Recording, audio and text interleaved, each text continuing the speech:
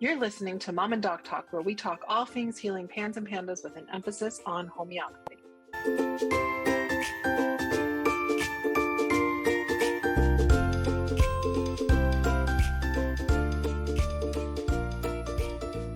Hi, I'm Jody the mom.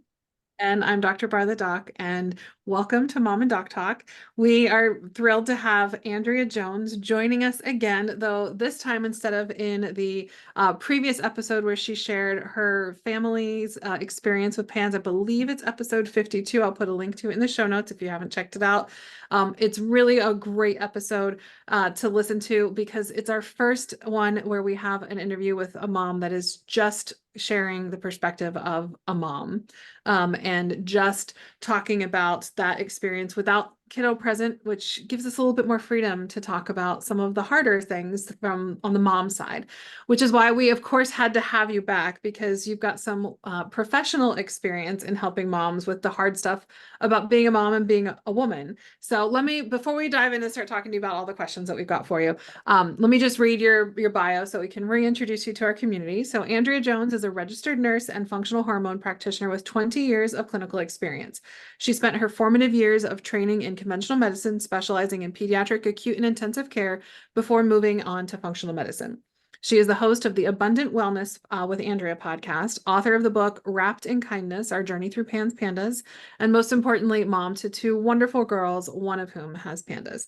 So Andrea, welcome. We are so excited to talk to you about abundant wellness and about all of the things that you have experienced in, because I mean, gosh, the reality is that it's so hard. And like so many of the things about raising kids, some of the hardest things happen when we're also going through our own personal hardest things, right? So like our Yes. kids' hard times overlap with our hard times. Yeah. And ignoring our hard stuff doesn't help our kids, even though we think it will. So I'm really grateful for what you shared with us previously and what you're here to talk with us about today so that we can hopefully pay attention to ourselves a little bit more. Oh, well, thank you. Well, it's always an honor to be here. I love chatting with you ladies. And the more we can do, I think to help, it's one thing to talk about hormones in a normal setting, meaning when you're not in acute distress, when your house isn't metaphorically burning down with pandas, right? It is a whole different can of worms when we're dealing with that kind of chronic stress. So I'm excited to talk about that because I fortunately, unfortunately, have had to navigate a lot of that myself, but it, truthfully has made me a better practitioner, I think, in a lot of ways to have to deal with that complexity. So I'm happy to be here. Yeah, so mamas, this one is mostly for you. So listen up and take some notes. So Andrea, let's just go ahead and dive in. Tell us a little bit more detail about what you do professionally. Yeah, so I am a functional hormone coach, which basically is just a fancy name for a certification that doesn't actually exist, meaning that I wanted to help women with balancing their hormones because I had a terrible postpartum experience with my first daughter, lots of hormone imbalances, and didn't get any relief with conventional medicine, birth control, like wrecked my liver. It was just a poop show, for lack of a better word. And that really opened my eyes to this whole other world of medicine that I had not been trained in. And I just never went back. It's like, drinking a glass of water when you're extremely thirsty and realizing like I gotta have water all the time now. Like I just had this thirst for figuring out what else I'd been missing in my health journey, I think. And so when when I started to realize that like, gosh, this really is a passion of mine, and I am now having friends come to me and like, how did you get out of this mess? I basically had to piece together what I needed to know in order to help people. Meaning I still went out there and got all the certifications and training, lab testing, understanding advanced hormones, understanding nutrition, like dietary supplementation. What is the role of all of this in supporting our hormones? Because there was a huge gap. And I think the thing about nurses that makes us really fun is that we're innovators kind of by our nature. You put us in the thing that's missing and we will fill the gap. We'll figure out why it's not working. We'll fix it. And that's essentially what I did. So but there is no like actual designation. That's what I'm trying to clarify, like a Mhm. designation of, you know, whatever you want to call me. But Yeah. all of the training is there, and we're still under state licensure, and we're still responsible, for meeting all of our requirements so that we can practice safely and ethically and all of that good stuff. But that's what I do. So I work with women. I do, full assessment, meaning I'm looking over their labs, I'm looking over their lifestyle. That's a big one. A lot of practitioners will look at their labs and be like, your estrogen looks good, your progesterone looks good. Mhm. And they're looking at you like, I am miserable 3 weeks out of the month. How is this normal? And Yeah. you're like, normal on labs doesn't actually mean functional. So hence the functional medicine aspect of things. And really helping women to understand how to care for their bodies in a way that supports normal, optimal hormone function so that you're not miserable. Andrea, I have to say, kind of reiterate what Dr. Bahr said in the beginning. I love that you're here with us. There's just something about being able to connect and chat with another PANS mom. There's like I know that all moms that are watching this will appreciate because it's really lovely to just be able to sit down and connect. And then also we're going to sneak in the back and attack them with some self-care. And I think Yeah. that's would be the we're going to Yeah. tell them stuff Right. that they don't know that they need to hear, or we're going Yeah. to talk about those things. And I think that's the perfect place to start is self-care and how as moms we can do something to help ourselves. As a PANS mom, I had the complete inability to recognize that I needed help. I could not tell how not okay I was. How as caregivers, do we even recognize that we need help whenever we're buried in our child's constant everyday needs? What would be a good first step? Where could we go to? Yeah, I think first of all, just acknowledging that this is really, really hard. It is hard to recognize that you need help, but I think kind of tied in within that is like it's it's more an obstacle of I kind of know it's there because in the back of my mind I realize that this ship is sinking. Like I'm not really okay. But if I acknowledge that and I'm tapped out of resources, whether that's emotional resources, because I'm spending all of my time advocating for my child, managing IEPs, managing therapies, managing like all right. There's a gap in between. I almost feel like I can't acknowledge it because then that takes so much energy to now do something with it. For me, there was definitely like a lag there. And I think probably some fear too of acknowledging, well, if I acknowledge this, where is this going to go? Who is there to help me? Mhm. And realize that there are some very significant barriers to with caregivers in terms of the support, the sheer amount of support that we actually need to be okay, and realizing that we don't have that, or maybe we don't have that. Like we didn't have families, we didn't have a whole lot of family support at the time, especially during like the worst parts of her illness. We really had no family support at all. So it really was dependent on like our income and what we could afford. And of course, all of that was going to PANS and Pandas treatments at the time. So I think the first thing for me is developing that awareness of I'm not okay. And it's okay to say that I'm not okay, even though I don't know what to do about it yet. And part of that awareness, I think for me, looked like hypervigilance, realizing that my mind 90% of the time was worrying about my child, worrying about how she's going to get through the day. When is the next rage going to happen? Are we going to make it through this party? Like it was constant, nonstop. I was no longer thinking like Andrea before Pandas. I was thinking like a mom who was really, really scared all the time. Um, and so I think what I'm trying to articulate is that really developing that awareness that you don't feel like yourself. And even the thought of if self-care is too much for you. Like if I say you got to do some self-care and automatically you're like, no, I don't have time for that. That's Mhm. the biggest indicator that you need so much more than you think you do. And for me, that was kind of I want to say it was probably 2 years in, which is way too long. just for everybody listening, before I realized like not really okay. I'm not really doing okay. I'm not really like mentally okay in this process anymore. And I need to start getting creative in how I'm going to access support for myself. Yeah, I think another piece of it too is like, and I don't know if I'm unique in this, probably not, is I felt guilt about even thinking about getting help for myself. Like if like, why would I focus on myself as opposed to focusing every ounce of everything I had on Avery? And if I'm going and having my own appointments and my own counseling and all of that, that's going to take away from what I'm able to give to her. And that was like the worst way of thinking about it, but it's how I Right. felt at the time. Yeah. And I think that's very common.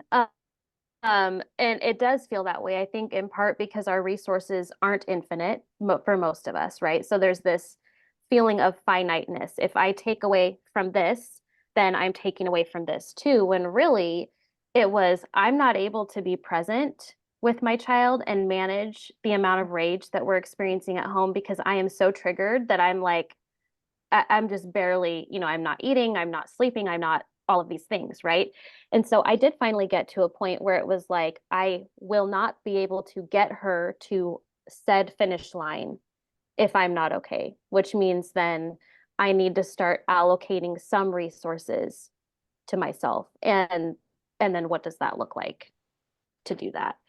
But the guilt for sure. And I think, honestly, I think sometimes when the limbic system gets activated, thinking, we're not thinking with this brain. We're thinking with all of the old messages that are stuck in our amygdala getting activated at the Mhm. time. So you really aren't yourself. And and it's hard to get out of that place. I would agree with that.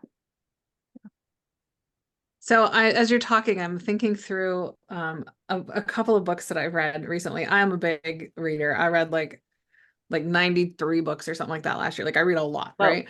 And I'm thinking about two different books that I've read in the last couple of years. One is called Burnout by Emily and Amelia Nagoski. I don't know if you've read that, but it is a Oh, fantastic book. And then Rest is Resistance. Oh, who wrote Rest is Resistance? The woman who founded the NAP ministry. I don't know if you know.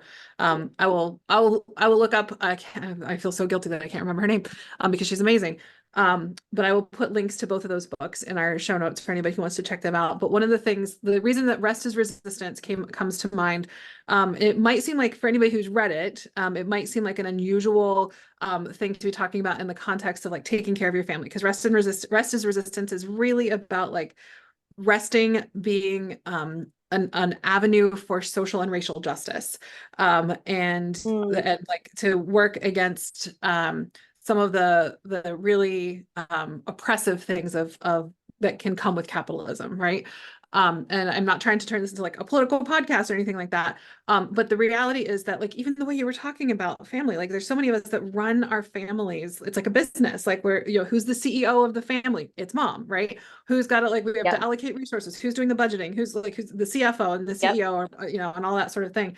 And like we can even get into the mindset where we're talking about ourselves as if we're in the middle of like our own small capitalist society, and that productivity is the only thing that is of value, and it's Right. not, right? And there's a whole lot of value to rest, and like resting as itself being in something innate and valuable. And then with burnout, the really the concept that comes to mind is this idea of connected knowing, and that like that Mhm. well, the game is rigged and there's like it's working against you, and that like Yep. connecting with others who are similar, and like connected knowing. I just think that they're both really probably very valuable to read. I would say that for anybody who tends to be an audio listener, which probably a lot of people listening to a podcast are, I don't think Burnout is a good listen in my experience. I Okay. tried to listen to it. It is not a good listen. It was a much better read in like a paper book. I don't even think I liked the Kindle version. I think paper was better. But Okay. Yeah. so all of this to Totally. say, like really what I'm hearing it come down to is just like the burnout, right? Like and the need for rest. And if we're talking about like the family as like a corporation, it's even more when you've got a kiddo with PANS, right? So you don't just have like regular family and schoolwork and taking care of the house and making sure things are clean and like regular doctor's appointments. You got lots of doctor's appointments, and then the doctors are probably not figuring things out. So you're trying to go basically getting your own Right. degree by doing all the research in the Yeah. middle of the night. You're not sleeping. You're going outside of your area of expertise, trying to be the one to put it together and figure things out. Tons of different therapies and, lots of different specialists, all sorts of school meetings to figure it out if you are lucky enough that you can still go to school. Right. So, I mean, just like, running a family without all of that can lead to burnout. And I just see so much caregiver burnout. And then we get to that place where we're Absolutely. like, it increases reactivity and it makes everything. It's like we're just so on edge. So, what do you recommend that people do to avoid it? Oh gosh. There's a list. I'll go through. I'm like, where do I start? The short list or the long list? I think the very first thing to do is to give yourself more than you think you need. And also recognizing that whatever you can give yourself, even if it's, like I think my only self-care for a short period of time was buying myself a decaf coffee like once a week. And it was warm, it was comforting, it was something not nourishing, but like in my brain, it was warm, it was nourishing, right?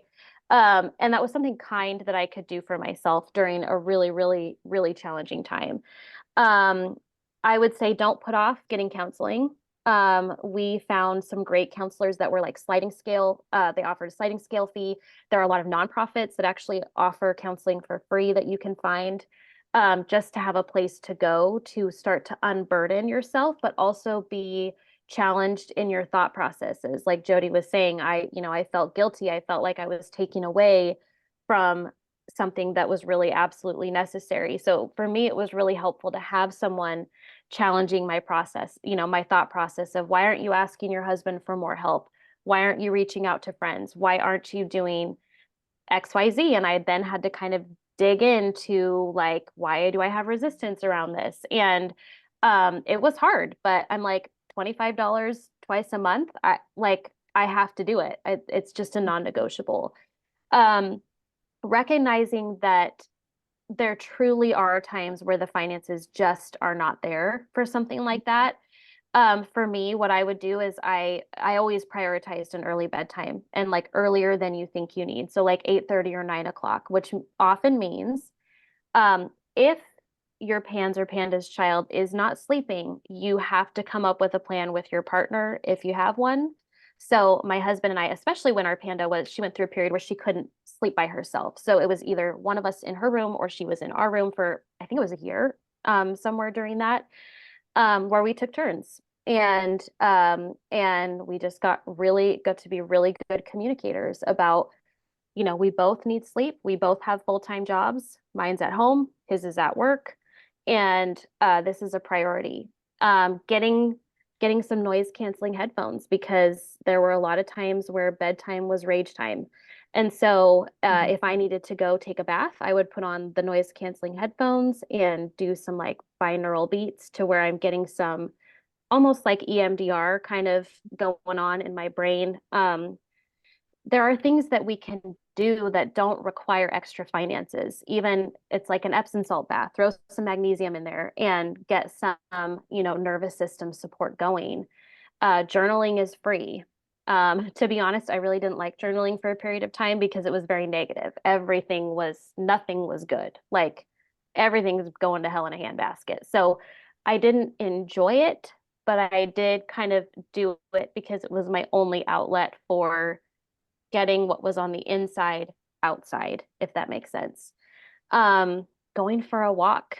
I think people we think, gosh, that's so much work, right? How can I create 10 minutes in my day? But I noticed that the 10 minutes of me walking around the block is enough to re-regulate me to where I can come back inside and deal with the situation. And I'm getting myself some of that self-care. I'm looking, I'm doing I forget, I think it's like I think it's called eye reorienting that does like it stimulates the vagus nerve to kind of pop you out of fight or flight. So there are things that we can do even with extremely, extremely limited resources that will help to carry us through. And it doesn't feel like enough. I'm just going to be honest with you. It will not most likely feel like enough because the reality is that the burden is extraordinary. Um, but I can say now, looking back, now that we're not in that crazy intense of a season, it was enough to get me to where I needed to be. It was enough to keep me afloat when I needed to be afloat and keep me from like falling into the pit of despair most times. So the pit of despair was still there. You know, I still visited it regularly, but it wasn't my everyday experience. Yeah. So you've shared with us some really like helpful, accessible tools that are very high-minded. I'm going to go a little lowbrow here. And I'm going to say sometimes you're just so overwhelmed and like on the brink of burnout to fully in burnout that, as you had mentioned earlier, even the thought of doing something is too much. And I think that there is value in giving yourself grace and saying, the reason this feels like even doing this thing to take care of myself is too much is because it's legitimately too much right now. 100%. And I need to sit down and watch Bravo. And I'm going to watch Bravo for an hour. And, you know, I'm not going to get stuck in watching Bravo all day, every day, but I'm going to watch some like completely brainless, mindless things because 100%. that's actually giving me just a break to shut off and detach for a minute. Yes. Permanent long-term detachment and dissociation or whatever, not helpful. Not a good, but like right. occasional and like recognizing like I just don't have the energy. So I'm just gonna do nothing and let it go. It will come to me when I'm ready. I will get there. Absolutely.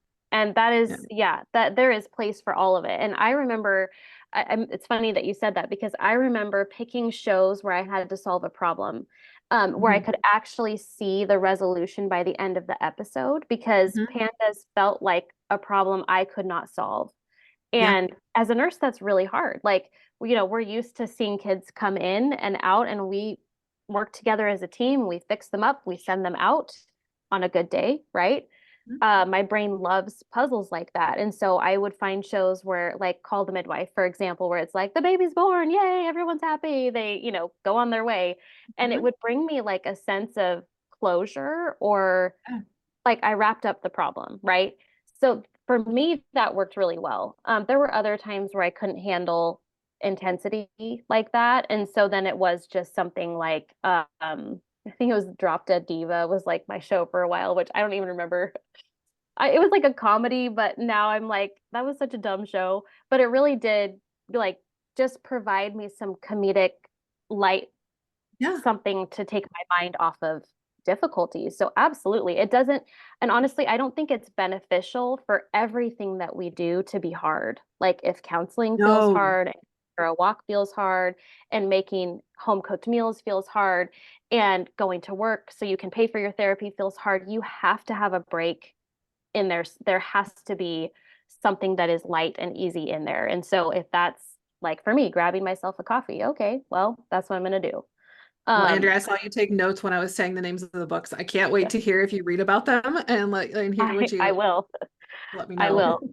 I definitely will. I was taking notes for sure. But I think that like the point that you made about recognizing how you're reacting to the break is really important because if it's a break because it's separate but it adds stress to you, then it's probably not a good break, you know, and finding something that can like fulfill a need that isn't being met, even if it's through like a vicarious need being met. So it's part of what, like sometimes if I'm missing friends from the East Coast, I'll watch Real Housewives of New York City because I have memories of the places that they went and I want to go like, and I pretend I'm hanging out with my friends and just watching drama unfold around me. Right. And so it's like, you know, so it like figuring out what it is that you need and like finding something that fills that need, even if it's a vicarious need, can be temporarily helpful until you can access the thing that takes more effort to fill the need in a healthier, more vibrant way.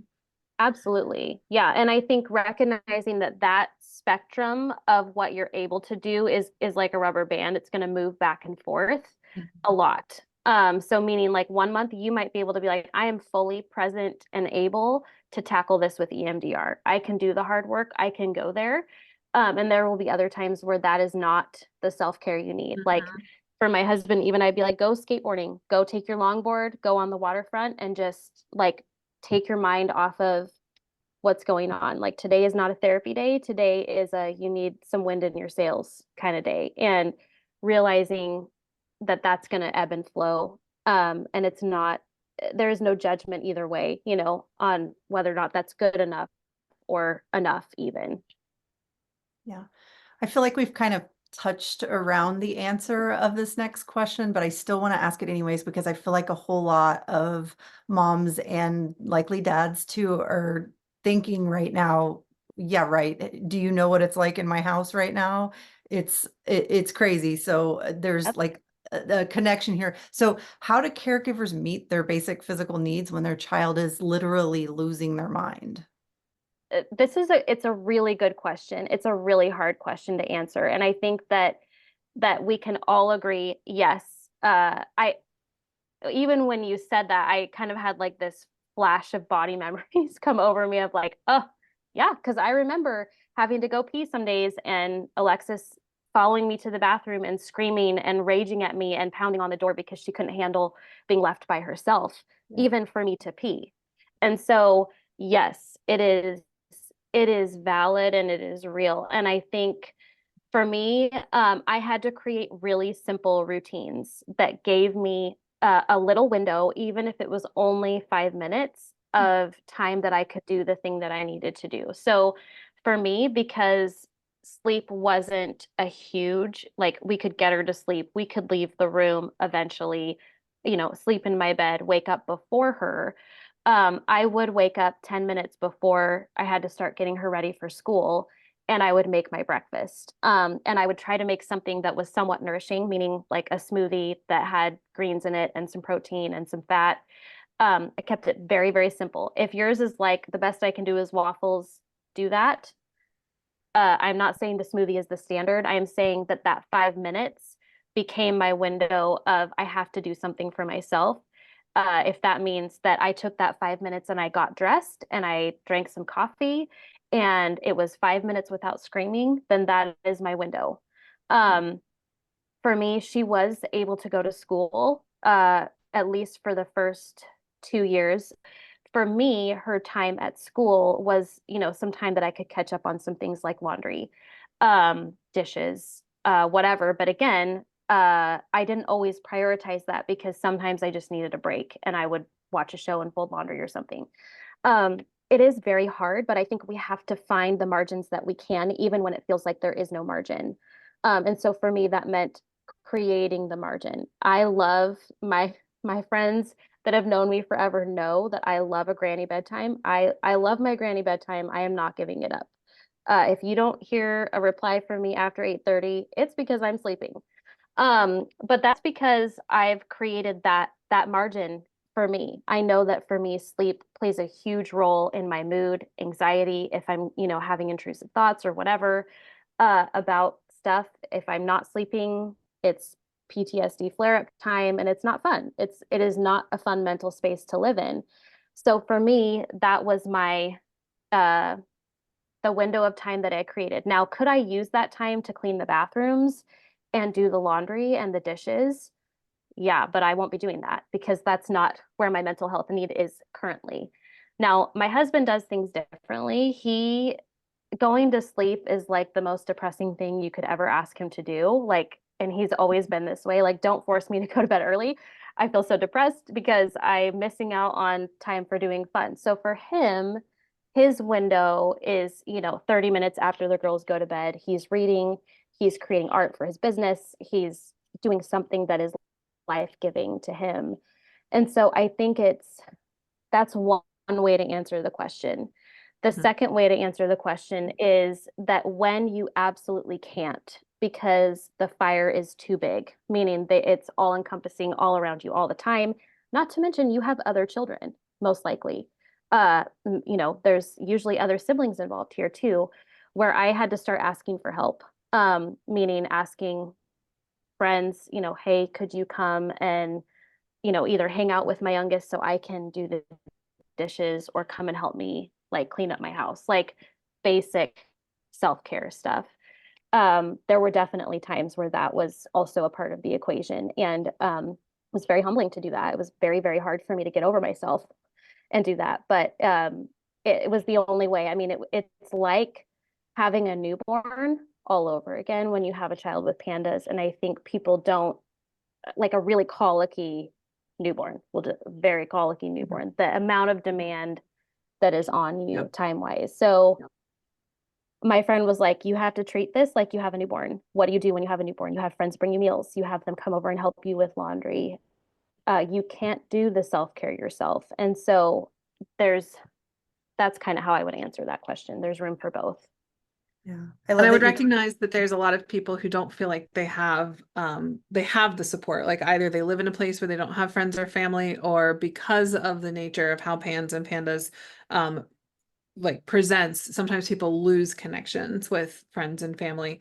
And so one of the things I think was brilliant that you pointed out was recognizing the differences, like with you and your husband, like what's giving and what feels like it's taking from you.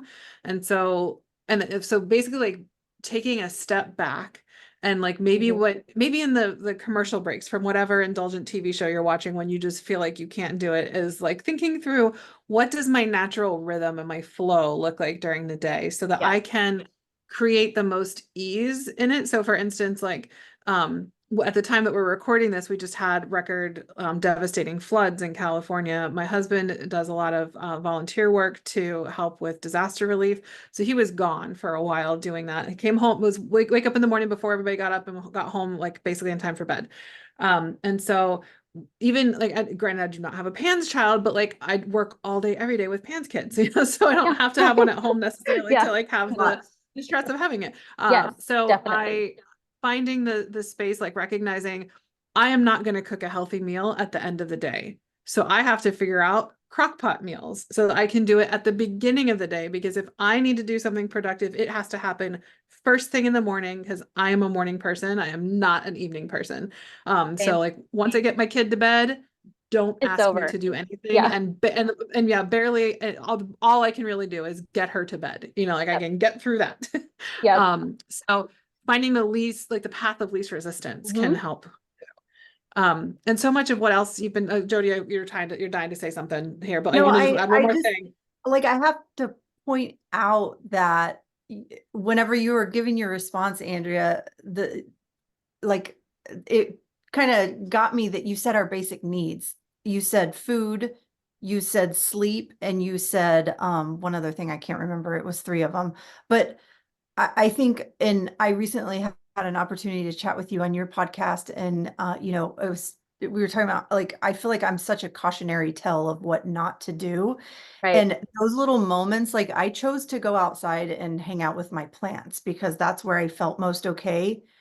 I wasn't choosing to do the basics like feeding myself and drinking water and sleeping. I wasn't doing all of those things, and I drove myself into the ground. I made myself sicker and sicker and sicker. So I think that that's so important to recognize that self-care can literally be walking into the kitchen and making yourself food, or Yeah. getting yourself a glass of water, like those basic things, making sure that you're taking care of your body. And allowing yourself to close the computer or the labs that you're looking at, and allowing yourself to sleep. That way you're not making yourself sicker in the process. I think that's so important. Absolutely. And I think I kind of come back to Maslow's hierarchy of needs, which I don't have a picture of it. So I'm just going to make a fancy little triangle here and hope everybody gets it. Um, but we have those basic needs, right? Which is food, water, shelter, and safety. And we can't advance to any, like the thing that Maslow said, highlighted over and over and over again, is you cannot advance to the next stage of development unless all of those needs, or like 90%, I forget what the actual percentage is met. And so we are expecting ourselves as moms to be able to be functioning at the top of this pyramid, which is self-actualization, right? Which is where we're able to have empathy and be able to move through this massive chronic thing without having anything below it. And it just showed me when I started to look at that there was a really big disconnect for me between what I was expecting of myself and where I actually was able to function. And so I started to just really focus on, I'm going to get a big water bottle and make sure that I'm drinking water throughout the day, that I'm actually peeing. And I would kind of, because she would follow me to the bathroom and scream and rage at me, I would hum in, like, to actually not drown out the noise, but get me focused on something else. Cause it's pretty awful to hear, when you've seen the kid rage like that, it's awful and you can't get away from it. And so I would find little tricks like that to kind of get me through the moment, but it's still like peeing is a basic need and you got to go to the bathroom. So it Yeah. is finding that and realizing that you're worth enough to find room to do some of those things. And even when it's hard. Yeah. Yeah. I love that you brought up the Maslow's hierarchy of needs, and I'm going to take a little bit of an aside just for something that I've been toying around with in my mind, and I'd be curious to hear what you guys think about this too. I've been curious of whether there is also a hierarchy of intuition. And that like in order to be able to really truly listen to yourself and to know when what you are experiencing is a true intuition, or true knowing versus a reactivity to like a fear or something, that you have to be able to listen to all of the same things on like the hierarchy of needs, that you would have the Yes. same hierarchy of intuition. So if you're not able to connect to your own intuition about, I need to sleep, I need to eat, I need to drink, if you're ignoring that, how can you possibly expect that your intuition about other things is actually correct, because you don't have your basic needs met, like the Right. foundations of health. And so Absolutely. I I would agree with love that. how like so much of what we're talking about, we haven't even like we're gonna end up not talking about hormones all that much, even though like you're an expert in hormones. Because the reality is that like if we try to get to this like big this like higher level type of thing, but we haven't met our basic needs, it's not useful. And so we need to talk about making sure those things are met first, because it Absolutely. might make it so that's not even needed, right? So like, Yeah. in naturopathic medicine and in homeopathy, like in homeopathy in particular, we have two things we need to do. We need to remove obstacles to health, and we need to stimulate the body to heal. And so what Yes. we're talking about right now is like removing obstacles to health and like establishing the foundations for on which you can have the opportunity to be healthy. And Right. sometimes that's all we have to do. Not, in Pans and Pandas, we absolutely need to stimulate the body to heal. And when we're dealing with hormones, we probably need a little bit more than establishing the foundations Yes. for health and like removing obstacles. But if we don't do that, nothing else is going to work as well, right? So like that Exactly. has to be Yep. taken care of. And so Absolutely I true. would love to Yep. like, I mean, we've been talking around all the obstacles. So like, let's just actually talk about like, what are some of the biggest obstacles that the two of you both, I'd love to hear from both of you, that you experience to being able to do that. So both obstacles to your health and obstacles to like just life and taking care of the basic needs that you need to have met. Yeah, I think for me, the biggest obstacles were it felt like I didn't have enough time. Mhm. I remember thinking that a lot. Like I feel like I don't have enough time. And really that's because I was overthinking what I needed to be doing that would actually impact me. Like Jody was saying, just get a glass of water, right? Like sometimes it really is that simple. Um, for me, it was also this feeling of there's not enough, like there's not enough emotional energy to take care of myself. I did feel like that a fair amount, to where it was like I'm just so tired of taking care of things that I just hand me some bonbons and let's hope for the best, Mhm. like really. And that was a big obstacle for me until I think there was a point where I started to realize that if I didn't do those basic things, there would be a point where I would really start to feel that. In it, like there was a little bit of self-awareness to know um, that if I didn't start taking small action, I really wouldn't be okay. And I think that was hitting right around the point where I started to realize, I think it was the 2-year mark where I was like, oh, we're not healed yet. For some reason I thought there was like a magic 2-year magical button, of like Pandas reset, we get to go back to normal life. And once I started to realize that wasn't our trajectory, I began to shift gears into more marathon thinking than sprint thinking. And that was, overcoming that obstacle took a while. And then I think the third thing for me was the hypervigilance that I was experiencing, the hyper anxiety that I was experiencing, to where I wasn't able to access the higher level thinking, problem solving, because I just had this background anxiety going on all the time. For me, those were probably the three biggest obstacles to actually doing the things, if that makes sense. I like that you call it hypervigilance. I was going to call it something different.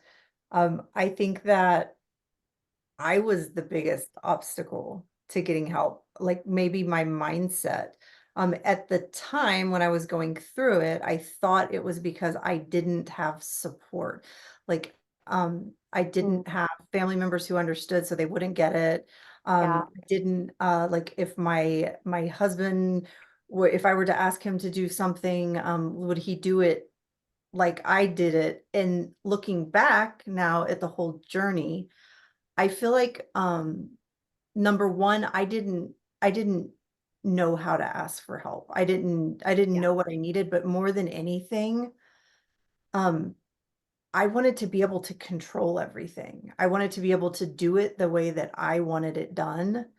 And I didn't ask for help because of that. Had I asked family, they would have come in, even not understanding what was going on. And my mom was super helpful. But I needed help more than that. But at Yeah. the same time, I felt like I was the only one that could do this thing right. Hmm. So if I did it all over again, I would be like, nope, you come help. I need Yeah. somebody to help me with my laundry. I need like somebody to come put the food in the crock pot in the morning. Like I would Yeah. ask for all the help. I just didn't know how. And I felt like Yeah. nobody else could do it other than me. Hmm. So that was sort of my obstacle. So what I'm hearing from you is that your obstacle was the illusion and delusion of control. Like thinking that you had control over things that you didn't, wanting to have control over things that you didn't, and then suffering because of the reality that you have control over a very tiny fraction of the things that you want to have control over. That's Yeah. my biggest obstacle in life, is when I try to control things. And that's when I get the most relief, is when I recognize, like, I can't control that. Focus on the things that I So, can do something about, and not on the things that I can't do anything about. Yeah. So as moms, when we're in the middle of it, it's hard to see anything. Where do we start as far as getting ourselves help? Because I feel like if I would have had a specific map in order that says this is this, I would have thought about those things. But what advice do you have as far as how do we do this? yeah, this is a really good question. I had to think about this a little bit, because I think the answer that we hear so often is, and I think I said this earlier, which was like to develop awareness. But I think sometimes even before we develop awareness, it's kind of shifting the culture around motherhood in general, which is, most of us come Oh, into that's easy. motherhood. Yeah, yeah, right. Just shift the culture. It's fine. No big deal. But really, it does come down to that, because most of us come into motherhood with the expectation that it is on us to figure this out. Like, we don't have a community mindset around motherhood like other cultures do. So I do think that's kind of at the crux of it. But then you turn up the heat 100 times hotter with pandas, right? And now it is really in your face that, like, you really can't do this thing on your own. So I think the first thing is going back to this idea that, every single one of us has basic needs that have to be met. And I'm going to choose to be proactive in meeting those things, even if I don't have an awareness of what those things are. Like, I think sometimes can overcomplicate it into, like, I've got to get everybody in the family in counseling. I've got to get, everybody in trauma therapy, because let's be real, it's a dumpster fire here and I don't know how we're going to make it out. Um, we're thinking of like really big, complex solutions, when really the solutions are a lot smaller. And so I think the answer to that question, to keep it really simple, is to assume that you have basic needs and to start meeting them with as little effort as you can, even if it's only, 1 minute of going to the bathroom yourself, or, if your child is safe and they're raging, but they're safe, put on your headphones and do the laundry. Like things like that, that's like, I know my child is safe, but if they're going to keep screaming, I'm not going to sit there and watch it. Like I'm going to go be safe for myself. So I think before we can get to that higher level processing of being self-aware, right, of what the obstacles are, it just assume that you have the same basic needs that your child has for food, water, sleep, community, connection, and start taking baby steps in just one of those areas. So let's shift gears a little bit to get to your area of expertise and your professional training with let's get specific to moms too. So a lot of us, myself included, are at that age where our hormones are starting to change and shift, and like we're getting a whole new look at things, and it affects us in so many broad ways. So can you talk to us a little bit about, the importance of looking at our hormones, addressing them if we need it, and like how it can actually relate to being more available to our kids, and doing the work that they need, and how like, I mean, ultimately it is caring for our kids by caring for ourselves. So talk to us a little bit Yeah, about that. absolutely. So, basics of hormones. Hormones are just chemical messengers in the body that signal different responses within the body. So, for example, progesterone is very calming to the brain. It's why a lot of women say, "Yeah, I felt really good when I was pregnant," and yay, progesterone, right? It's why I Mhm. feel really good during the first 2 weeks of my cycle, or like during ovulation, and then poof, for 2 weeks after that, I feel awful. It's understanding that those chemical messengers, hormones, are playing a vital role in how you feel on a day-to-day and even sometimes an hourly basis. And For moms especially, but we'll just say moms with pandas, the stress level is significantly higher, which means that you're going to start depleting your progesterone pretty rapidly. Which I think is why you would have a better idea of this than I would.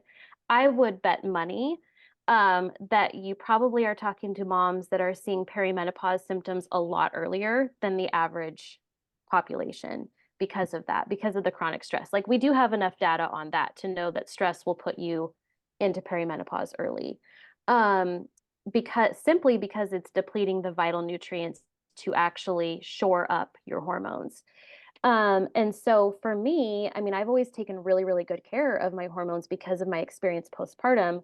But I noticed that when Alexis got pandas, it became a lot harder for me to manage my what I was doing to support my hormones. Or maybe a better way to say it is it became a lot more important for me to continue those like micro habits that were keeping my periods regular, that were keeping me, healthy, that were keeping me from, raging back at her the one day before my cycle that I would experience rage, like those kind of things. Because when you're depleted of those nutrients, you can't handle the little things. Like, does that make sense? It's like everything tips you over when you're having those hormonal shifts. And so I think it becomes really important to recognize that your hormones are your fifth vital sign. They are telling you about the overall health of your entire body, how you're managing stress. Like they are the indicators of how you're actually doing. So if you're like, I'm totally fine, I'm handling all of this, but 2 weeks out of the month you feel awful, you're not sleeping well, you're having anxiety, you're having mood swings, you're having an increase in psychiatric symptoms, you're having any of those big shifts, that's an indicator that you're not actually as okay as you think you are. And that's hard, right? Because we want to just keep the ship moving, but we really can't do it. You can't be you without your hormones. And I think without supporting them, you're going to feel that impact pretty significantly. Yeah. Are there any specific warning signs that moms should pay attention to that say that hormones could really need some attention? for some support? Definitely. Yeah. So I would say difficulty sleeping around ovulation and around your period. So if you notice that 3 days before your cycle, you're not sleeping well and not able to go back to sleep, that's a common one that we see. Women waking up with racing thoughts and unable to go back to sleep is a big one. Because again, that sleep debt is, it will cost you something, right? So that's a big one. Painful periods, heavy but prolonged bleeding. So bleeding that lasts longer than 5 days typically is like a big clue for me that things are not super happy in the hormone department.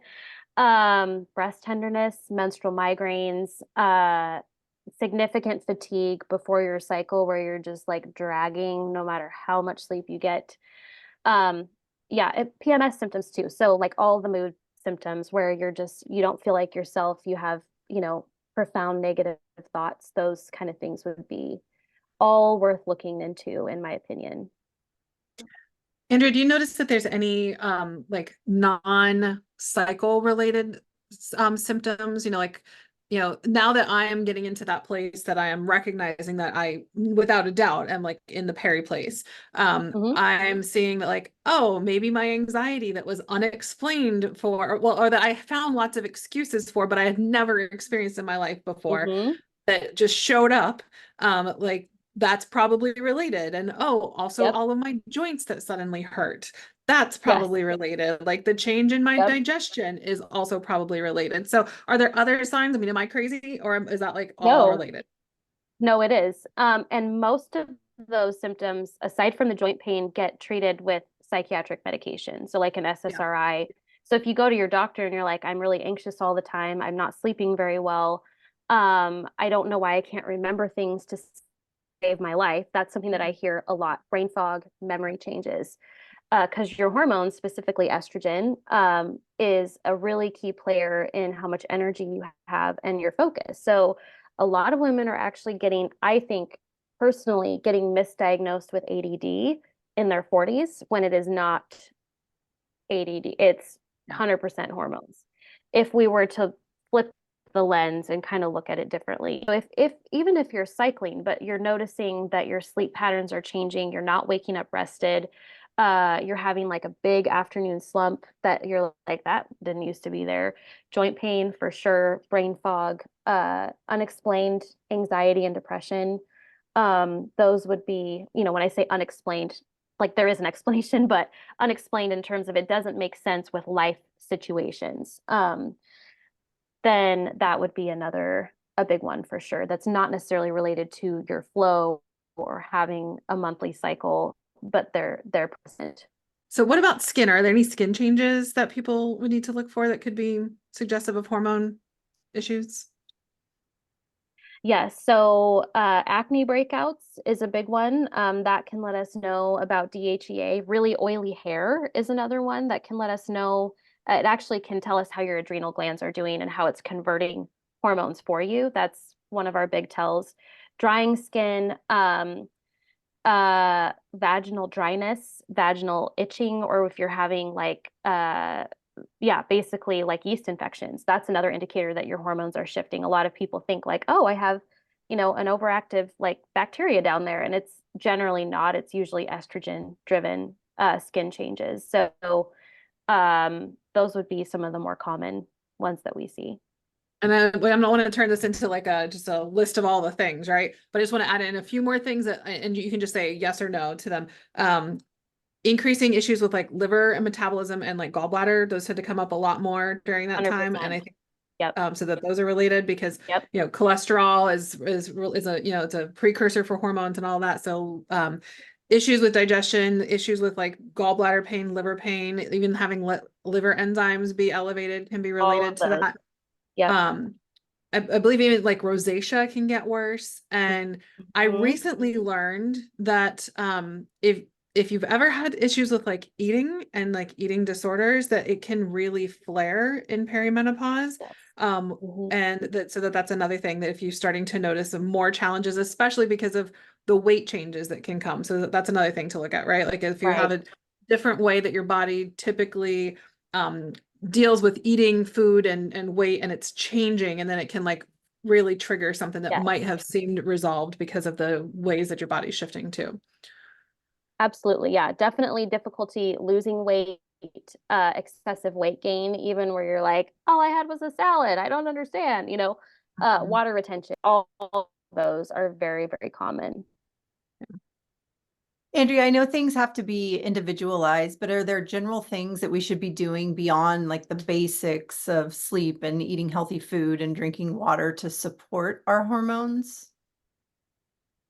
Yeah, this is a good one. I think eating healthy food, I mean, I feel like I could do a whole lecture on that because there are very specific foods that we do focus on for hormone health. But I would say just to kind of touch on that, increasing fiber is huge. So as much fibrous vegetables as you can get. Generally, I say somewhere between 5 to 8 cups per day, which that is hard even for me. Like it is hard, it is a challenge, but I'm committed to it. So that if you were to focus on just three things, it would be hydration, sleep, and getting enough like fibrous foods in your day to keep your digestion moving, because that will clear out probably the biggest obstacle for all of the other hormones, which is estrogen. So if we can get our estrogen in a much happier place, it's going to keep our progesterone healthy. It's going to keep our liver functioning the way that it should. Helps with, cortisol balancing, keeps progesterone in check. So those would be the three biggest things that I would focus on. Gentle movement you could add into that, but not to make it too complicated. No, I think that's super helpful. And just to make that like a simplified thing for Pan's parents who are dealing with it with like all the stuff, right? If you could have like a smoothie making like a prep thing, or you can even just buy like pre-prepared smoothies packages and stuff at the grocery store. So you can have a Yeah. smoothie for your breakfast. I always say protein, fat, fiber is like what I remind myself every time Yes. I eat: protein, fat, and fiber. And that so having smoothies regularly that you can just like quickly mix up and go. Chopped up a bunch of stuff that's like ready to just go in the crock pot, and like making like big stews and soups that you can like freeze and then just thaw when you need to, that have a lot of that too. And like if with soups you get the nutrients, they do get changed a little bit from cooking, but like they're at least Right. retained in liquid instead of like getting cooked off and all that. So those are some of the things that you can do to like give yourself the ability to do a harder thing a little bit easier. Yes. All right, Agreed. last question for you today, and it's kind of a biggie, but I know that you recently released a program for teens with PMS and managing their periods. And as I'm sure we've talked about it previously on this podcast, but as a lot of parents know, if you haven't gotten to puberty yet, puberty can be a really challenging time for PANS kids because it changes presentation and it changes their response pattern to all of their treatments, homeopathy included. So I was just curious if you have any insights that you would like to share about guiding kids through the onset of puberty, especially when they're dealing with PANS as well. Yeah. So I'm just going to preface this and say I am brand new to this territory as a parent. As a nurse educator, I have a lot of experience, but it does flip the script a little bit for me, being Yeah. now like very close to the situation. So one thing that I do think worked in our favor is that we started talking to her about the changes in her body fairly young. So like 8 to 10 years old, if you can expect with your body. There's some really good books. Gosh, I forget what the name of it is, but when I find it, I'll email it to you so you can put it in the show notes because it's very age appropriate, very like just really good at explaining how like what to expect for changes in your body. And then I think, the second biggest thing is just really empathizing and learning how to be present to what she's experiencing in her body. Specifically, I'm just going to talk about girls specifically because I don't have a ton of experience with boys' puberty changes, but um, helping her to understand, helping her to gain confidence in the changes. Um, when it comes to pans and pandas, we did notice some really good changes and then some like weird shifts in the presentation that I was like, that's weird. I don't really know what to make of that. But there were other positive things where she's developed a little bit more awareness of her body and awareness of how she feels in her body, which is like, I'm feeling anxiety. I think it's because of this. I think I need my remedy, which she's never said before. Like, she's never made the connection. Actually, I feel better when I have my remedy and I feel this way. So I was like, hey, that's a really good, positive, shift in the right direction. Um, when it comes to like some of the strategies that we talked about for women, like women in perimenopause, those same principles apply to your daughter in puberty. So making sure she's getting adequate sleep, making sure she's hydrated. So offering, in our house, we don't really drink like juice or flavored beverages a whole lot. If you do, make sure that water is included in that, because water, it's flushing out toxins, it's flushing out, it's keeping the liver and the gallbladder nice and healthy, which is really, really vital for women's hormones. Trying to provide nutritious snacks when we can. So again, they're teenagers, so there's the whole autonomy slash I'm gonna do whatever I want slash you're not the boss of me slash I still love you a lot. So there's a whole lot of a lot of weird stuff happening. Yes. But I offer those foods and I say, these are our choices. You can do whatever you want with them. Like I've provided the healthy choices, but you can do whatever you want with the choices that we have.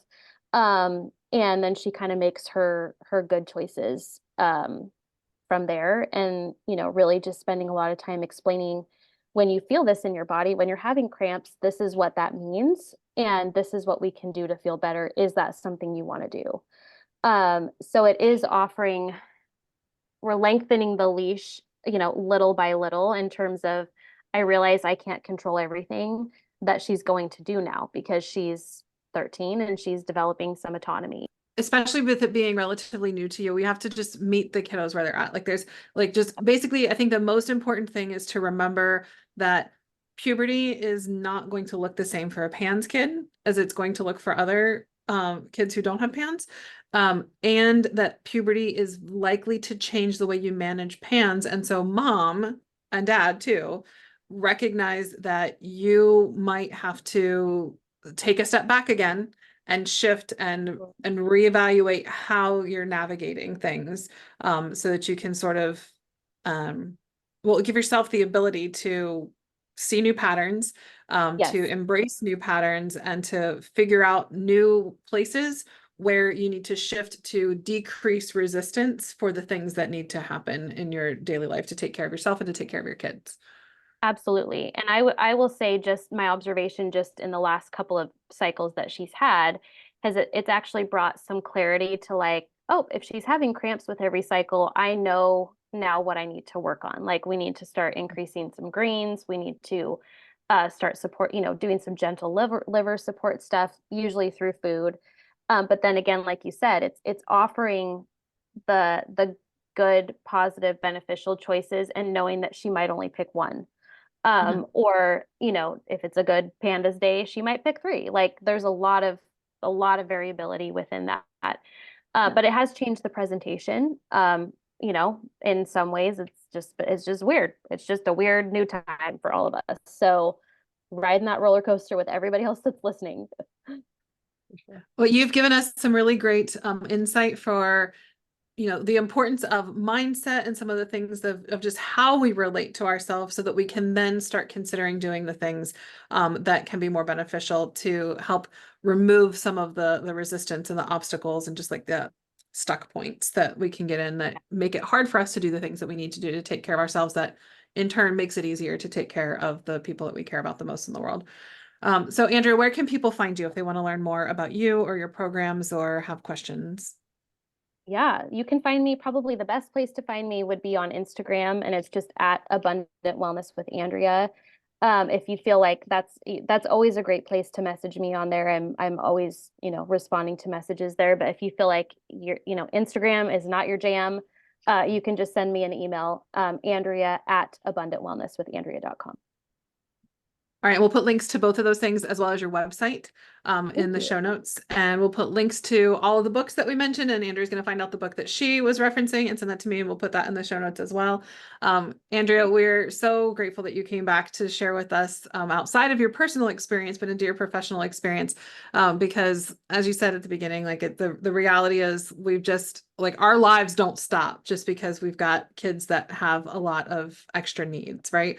And Absolutely. so being able to take care of ourselves during that time is vital so that you can have any chance of relief and like even a moment of peace among the hardest days. And so if you're not paying attention to these basic needs and the things that we need to feel okay, it's going to be a lot harder to find. So thank you for what you shared with us today. Oh, thank you for having me. I always enjoy being on here. All right. Take care, everybody. Yes. Have a good one. Bye. We hope you found this episode helpful, hopeful, and inspiring. We try to get a new episode out every week. You can make sure you don't miss any by following us on Spotify or subscribing to our channel on YouTube. If you want to connect with us more, join our Facebook group, Homeopathy for Pans and Pandas, where we have exclusive weekly videos and answer your questions about, you guessed it, homeopathy for pans and pandas throughout the week. If you are already a member, give us a shout out and let us know what you thought about this episode. If you aren't on Facebook and would like to reach us, you can email us at podcast@resiliencenaturopathic.com. Until next time, take care and remember, this won't be forever.